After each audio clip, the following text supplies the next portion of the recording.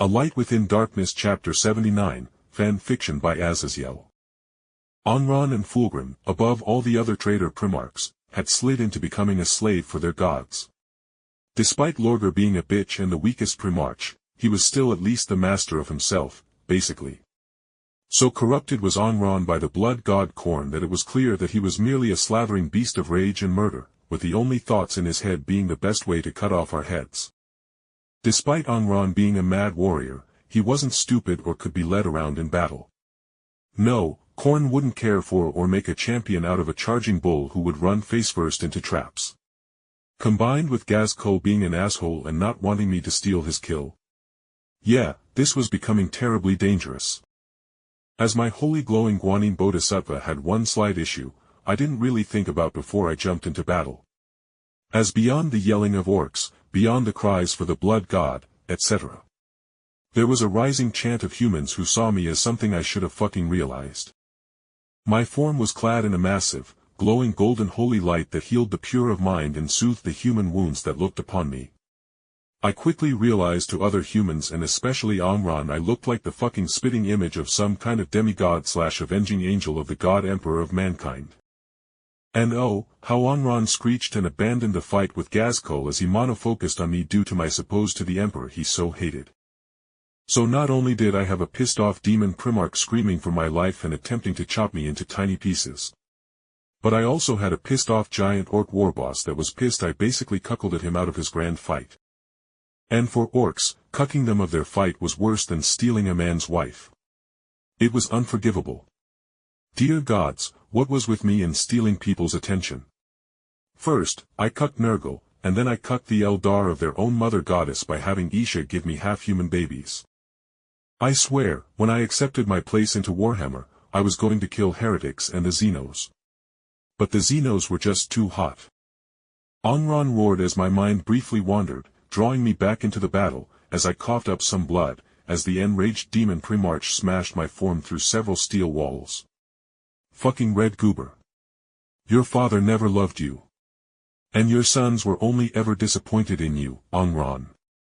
I roared with my voice filled with the wrath of Buddha that made his body compact with crimson glowing blood shooting out of his demonic flesh and a mist from his body being slightly compressed due to my spell. But with a harsh cracking level, my spell all but instantly broke as Khorne's blessing upon him basically said. Nope, magic is gay. The compression spell I used shattered, sending shards of dimensional fragments slicing through the surroundings, causing the hab sector we were in to further collapse, with our forms falling down into a large industrial area that was melting metal and such.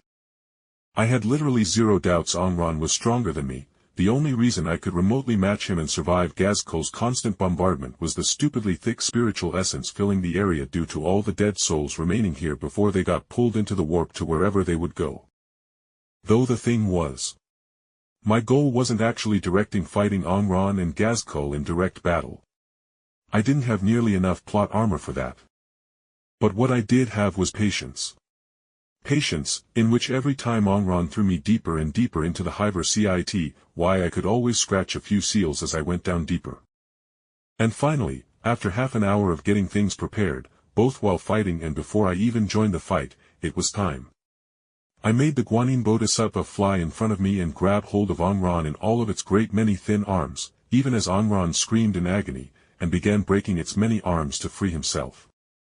I only needed a couple of seconds. And as Azazyel flew down and began bombarding Angron and my construct, thinking I was still wrapped up in its arms to be protected, I made my move. I held up two fingers as I channeled my spiritual energy, and the construct violently detonated like a massive bomb that blinded even me after I ran away from the fight, but the explosion of my Guanine Bodhisattva was just the start of my plan. Many of my techniques and higher-level abilities were barred from me due to the exaggerated amount of refined spiritual energy it would take to use them. But all the while, the Guanine Bodhisattva was fighting. I was channeling the technique, I was funneling and acting as a filter to fill it with power. With all that power concentrated and exploding with such force, the next segment of my plan could take place as I began making more hand signs to activate the dozens of runes and seals I placed around the hive tower where the fight took place. As a massive yin-yang symbol formed in the air above our hive tower, I burst into elated laughter as all went silent. The lives of countless millions filled the surroundings with so much power, so much spiritual energy. I was able to use a greater seal. Like many a great evil demon in the cultivation world that couldn't be killed, you just sealed it away in a pocket of nothingness and let them die of starvation and old age within that pocket realm. And that's what I did. I created a tiny pocket within the local space outside of the warp's preview and sent that whole damned Hive City tower, along with everyone and everything inside of it, into that pocket realm to be sealed away under 2 strict rules. 1. No outside strength could be called upon while within. 2. The seal can only be opened up by someone with no knowledge of who is within. So in essence, not even I could actually open it up, and the seal would be strengthened by these 2 rules, as they formed the core of the seal.